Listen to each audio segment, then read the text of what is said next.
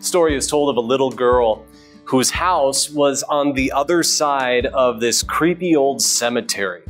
And people would see this little girl sometimes take a shortcut to her home, and she would go through this old cemetery, even at night sometimes. And someone once asked her, "Aren't you afraid?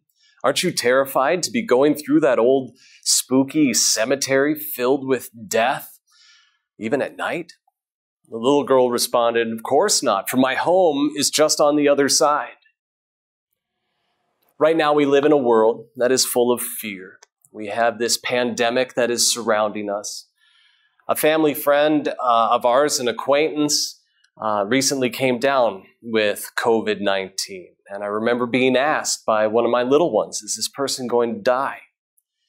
Fear of death, that's a very real thing. There are so many people in our world who have a real fear of death. But should we as Christians be afraid of death?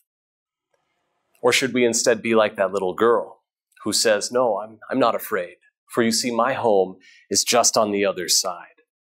For you and me, Jesus Christ has made heaven ready for us by living for us a life of righteousness, by going to the cross and there paying for all of our sins, by rising from the dead. He assures us that we too, who believe in him, will someday rise from our own graves. We don't have to be afraid of death. Instead, death and the grave is just the passageway to our future home. We don't have to be afraid of death, for our home is just on the other side of it. St. Paul encourages us, and it's wonderful encouragement, especially now in our world, as there's so many people who are still very afraid of death and dying. St. Paul, he mocks death. In 1 Corinthians chapter 15, he writes, "Death is swallowed up in victory. Death, where is your sting? Grave, where is your victory? The sting of death is sin, and the power of sin is the law. But thanks be to God who gives us the victory through our Lord Jesus Christ." We don't have to be afraid of death. Jesus Christ has given us victory. He has lived for us. He died for us. He has risen from the dead for us.